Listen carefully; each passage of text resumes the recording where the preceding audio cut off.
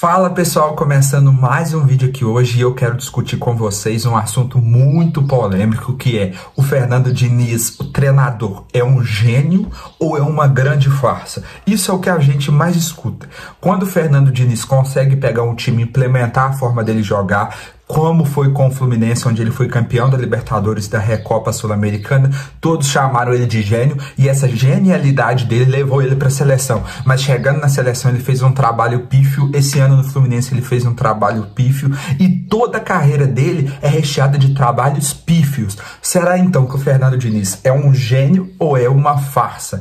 Primeiramente a gente tem que esclarecer as dúvidas referentes a que Diniz eu vou estar avaliando. Eu vou avaliar dos últimos 3 anos do Diniz.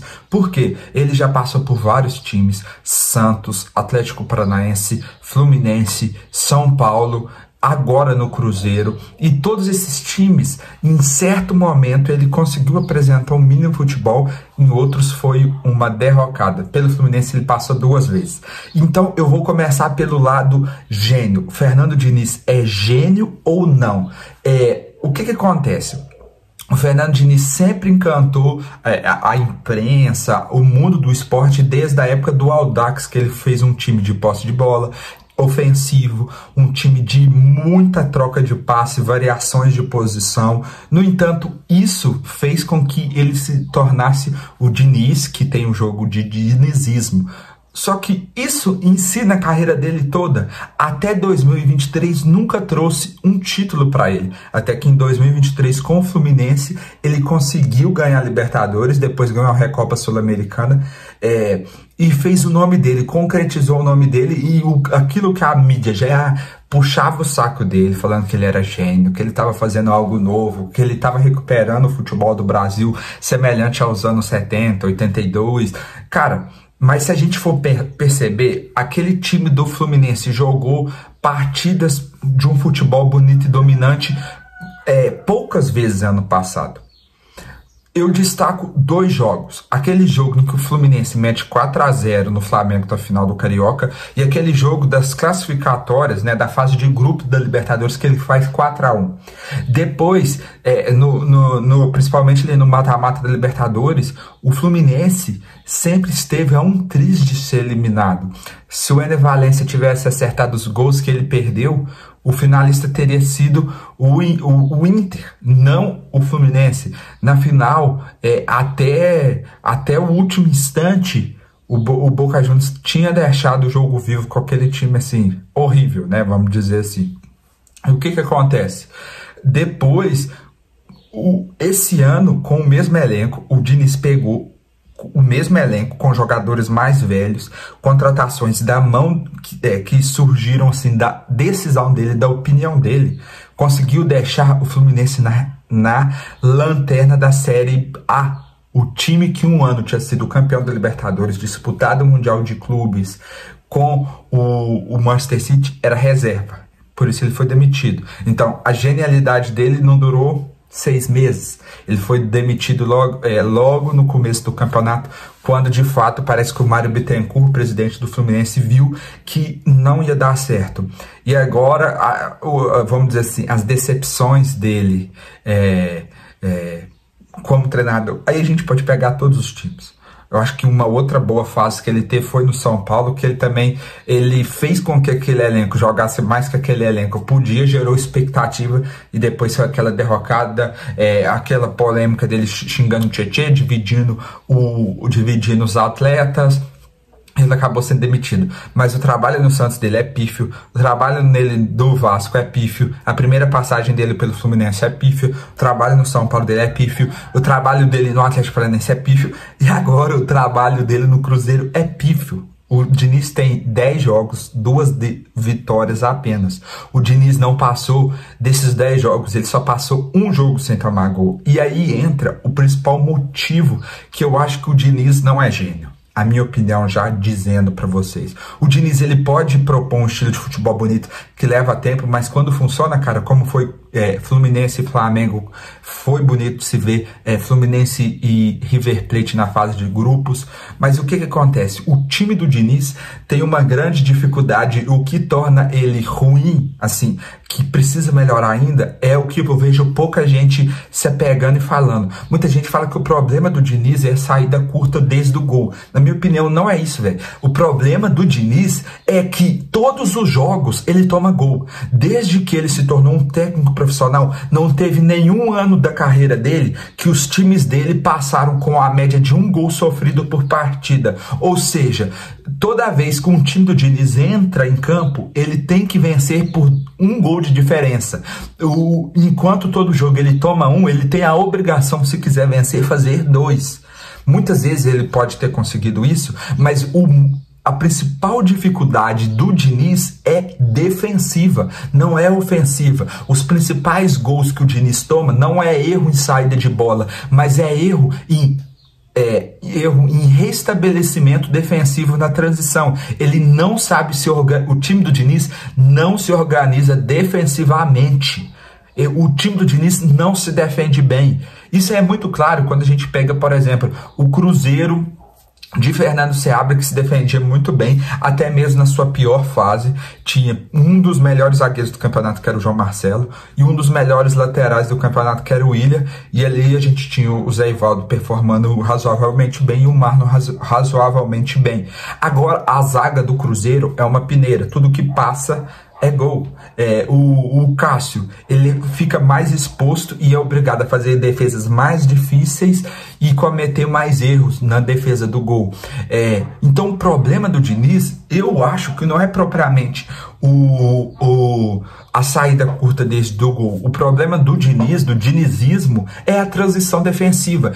Como tem vários jogadores acumulados de um lado de campo não mantendo as suas posições, quando o time adversário recupera a bola e estica em transição, os zagueiros e laterais sempre vão estar em desvantagem, porque o time, até se recompor, sair daquele agrupamento de jogadores, ele não consegue. Os principais gols que os times do Diniz tomam não são por erros na saída da jogada de bola, são erros na transição defensiva. E aí todo mundo já aprendeu como anular o Diniz. Marca lá na frente, ele vai ficar tocando até ali no meio de campo e não vai passar a dica. Por exemplo, a melhor fase do Guardiola no Manchester City.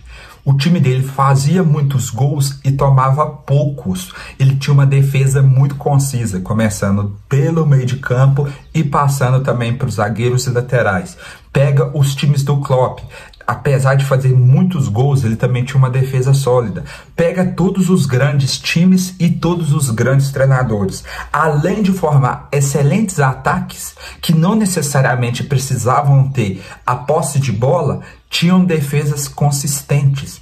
Que é um estilo semelhante, eu digo um estilo semelhante porque, em geral, esse treinador não adota o estilo de jogo posicional, mas sim o funcional, o Carlo Ancelotti. Várias e várias vezes a gente vê o Real Madrid fazendo um jogo posicional, um jogo funcional, que um outro vídeo, aí se você quiser, você fala aqui nos comentários, e eu posso gravar explicando melhor como que funciona esse jogo funcional, que é a bola, não é que a bola se movimenta na posição dos jogadores, mas o posicionamento dos jogadores se movimenta ao redor da bola.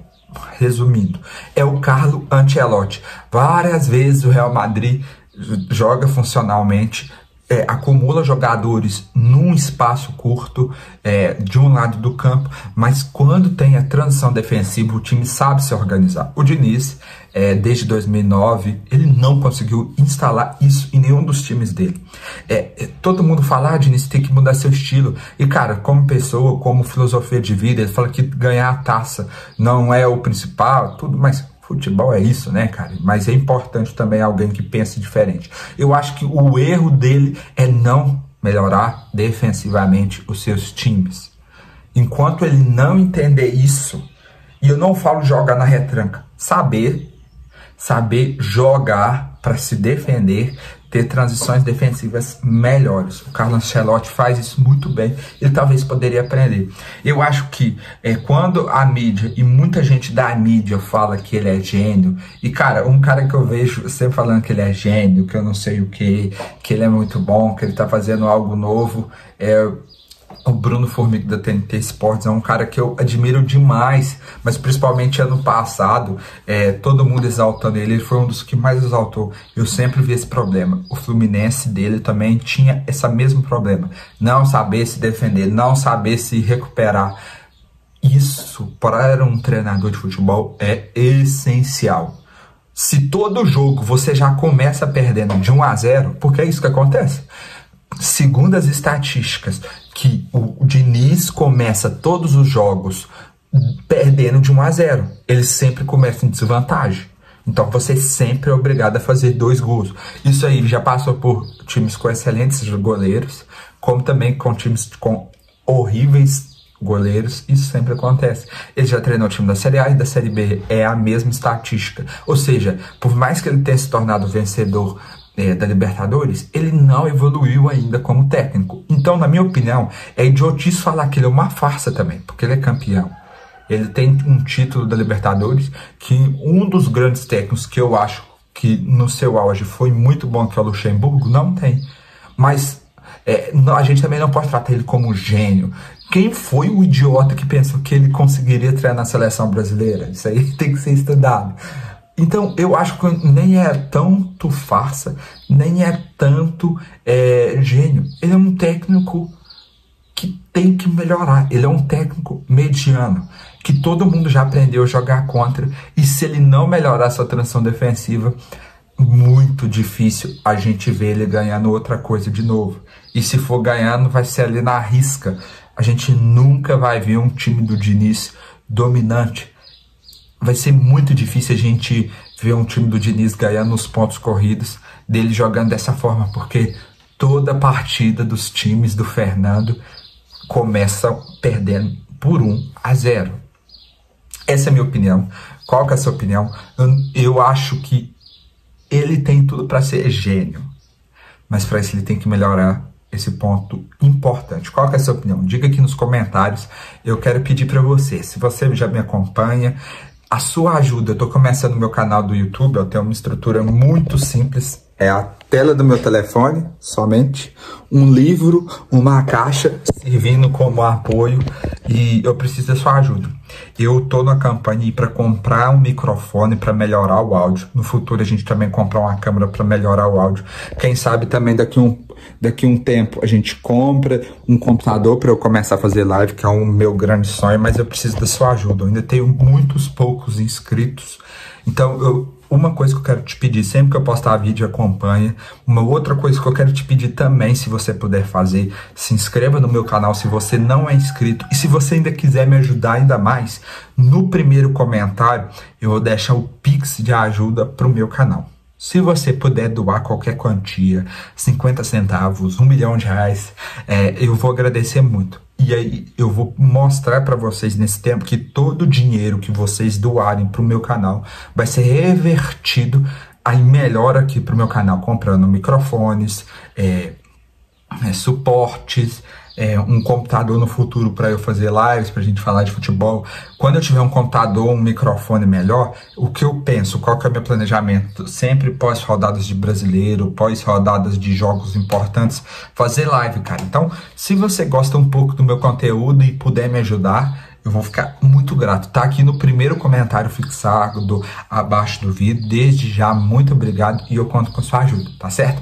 Aqui no meu canal a gente fala de futebol todos os dias. Então, tamo junto e até o próximo vídeo.